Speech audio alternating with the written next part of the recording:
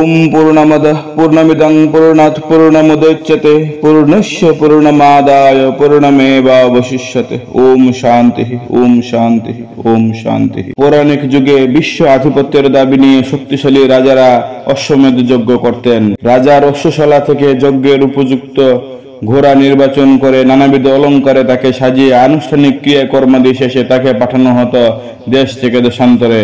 निर्विघ्ने सेई अश्वेर फिरे आसार अर्थ छिलो यज्ञकारी सेई राजार प्रति सकलेर आनुगत्य स्वीकार।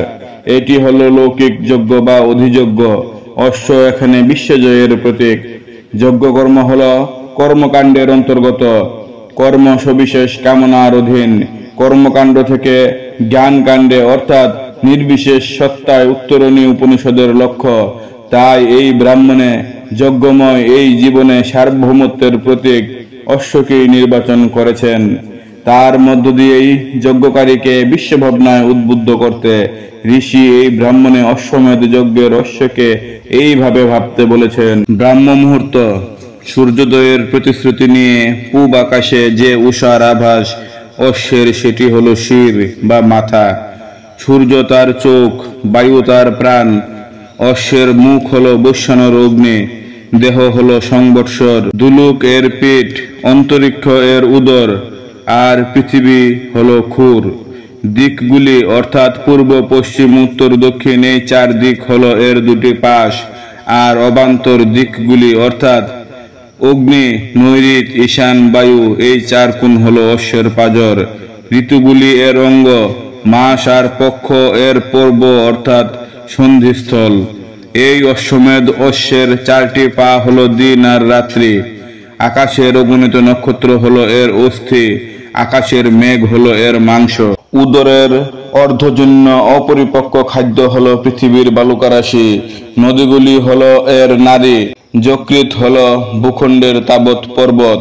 অশ্বের গায়ে যে লোমরাজি তা হলো ভূভাগের তাবৎ ঔষধি লতা আর বনস্পতি। অশ্বের প্রথম অর্ধ হলো উদীয়মান সূর্য আর শেষ অর্ধ হলো অস্তগামী সূর্য। বিশ্বরূপ সেই অশ্ব যখন হাই তুলে তখন আকাশে চমকে উঠে বিদ্যুৎ লহরী।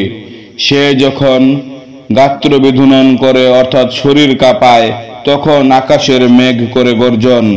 অশ্বের মলমূত্র ত্যাগ, মেঘের বাড়ি বর্ষণ আর শব্দ হলো অশ্বের রেশারব। লৌকিক অশ্বমেধ যজ্ঞে যজ্ঞাহুতির দ্রব্য সামগ্রী নিয়ে দুটি পাত্র রাখা হয়।